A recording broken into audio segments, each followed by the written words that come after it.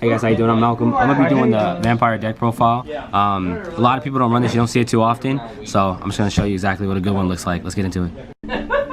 Okay. Alright. So it's 3 Vampire Fraulein. What this one does is basically when you attack or an opponent attacks, you can special from hand.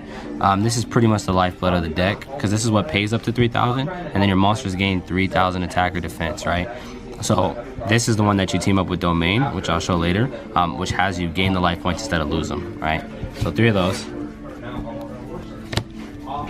2 Scourge. I've been playtesting it. I used to run it at 3, but I think I had to do some other stuff to counter the meta, so I ended up taking it down 1, but still great monster. This one actually is the one that when it's summoned, you pay 1,000. You can special summon a vampire from the grave.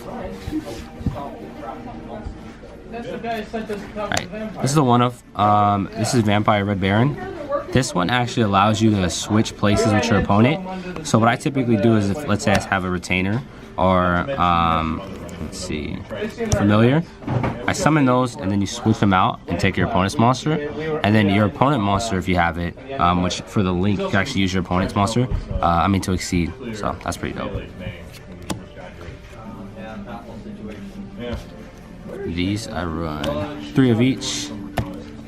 As far as I'm aware, she would. Right, this is what actually starts the engine. So what usually happens if you have 1 in hand, 1 in grave, you send 1 from hand to grave to special, pay 500 to search for a vampire spell, and then you send this to grave, special from grave, and this lets you search for the monster. Right. You know, I don't like getting into personal, but So 3 of each for sure. oh, it's interesting. I just don't like being at the top of the hit list. 1 Vampire Grace. This one, once you special summon a level 5 or higher monster, you can pay 5. You can pay 2,000, and you special this from grave. I don't see it too often, but when I do, it's good because it gives me another 6. Allows me to exceed for the exceed monster. 1 Gozuki. Of course, and the 3 Mizukis. This is usually in every basically zombie deck. It's great. It works great synergy. And then of course the Unizombie engine. She was a good. She helped get a foot in the door. Right. Solitaire goes into the Unizombie. Unizombie sends from deck and also sends from hand. So that's pretty generic for any zombie deck. But this is a great engine. I think you have to run it. I see some people running vampires with some of the older vampires, and they don't run this engine. I don't think that's proper at all, right? But this is pretty good. Now to the spells. 3 Domain. This one's tough because you can't get it back if your opponent pops it at all. But this basically is the one that allows you, when your vampires do damage, you gain the life points equal to the damage that was dealt.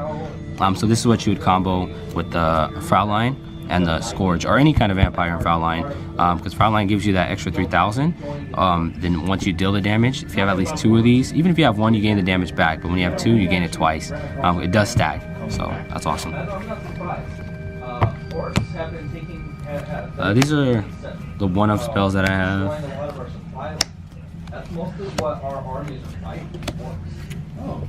Awesome. So these ones here, Reborn, if you reborn your opponent's monster, like I mentioned earlier, they exceed. You could actually use your opponent's monster. It automatically makes your opponent's monster a 6. That way you can summon to this. So Monster Reborn's great. That's mandatory. Same reason for Mind Control is once you take your opponent's monster, it becomes a 6. You use it to exceed. This is to get rid of problematic back row. This right here, it's really good, especially nowadays, because you banish from your opponent's grave to summon, and typically your opponent uses the grave. Almost every deck now uses the grave, right? And then, of course, Soul Charge. Broken. Double Allure, triple call by the grave. This is just to, you know, defend yourself against the Ashes, the Ghost Ogres, anything like that. And then Allure for draw power. And then these are the vampire spells and traps. I run 2 of each. When you go first, typically you want to go second with this deck. Allows you to pop off. But if you happen to go first, I always search Domain instead of, I always search, this one, Domination, instead of Domain, because it gives you some counters to everyone that plays anything else. This one allows you to send from deck to grave, so you get to set up your graveyard. This goes good on your opponent's turn, summon Foul Line. It gets destroyed at the end phase, but it allows you to basically buff up your monsters if you have to, and then it lets you set up your grave for your next turn as well. Well, if we plan, we can strategize. We would need some really good strategizing. Okay. Now extra deck. I have some decent Start spells. with- I might be able to scare them off, or to have them run off in another direction. So 3 of the boss monster. This one is the one that allows you to use your opponent's monster as a 6. So if you take control of your opponent's monster, which all the vampires have the effect that after they destroy a monster by battle, you can take control of that monster after the end of the battle phase, which allows you to then use that monster as a 6 to summon into this one right here, the boss, the Big Daddy, right? So this one I run 3 of. You do go into it pretty often. It's not something that, it doesn't have like any negate effects, so it does get off the field pretty simple, but it definitely helps you out for when you need to get rid of or over some stuff. You detach one, you get to destroy one. If it happens to be a monster, you can detach the second material and you can special that monster to your field.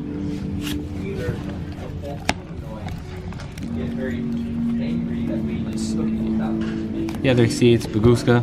The only time I really go into Bagooska is if I have like a Gozuki on field and a Unizombie, something like that. The 2 synchros that I run in the deck, Omega. Of course, for the Unizombie, and then you send the Solitaire, you special the Solitaire with the Mizuki, you can get a 1-turn Omega, so that's definitely pretty good. And this is just if I happen to have a Unizombie, he's a rank 3, that's a 7 for a synchro. And then the Nightmare Engine. We're trying to be diplomatic about it.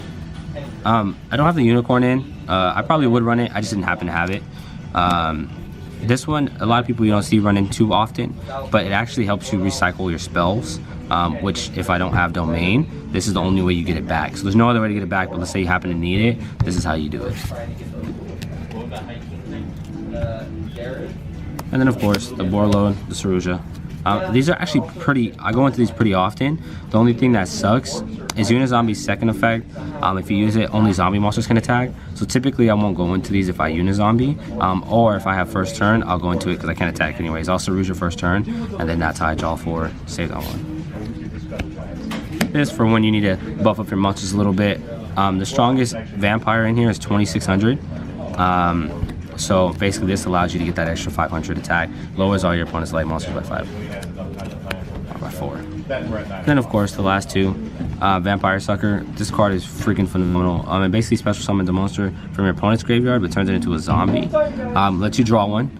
So it's a great, +1. Plus it actually allows you to sacrifice your opponent's monster. So if I have Domain, Domain allows me to normal summon a second time by paying 500. I usually will summon my opponent's monsters from their graveyard and then use it to tribute to summon my vampire, right? So that's pretty dope. But that's it.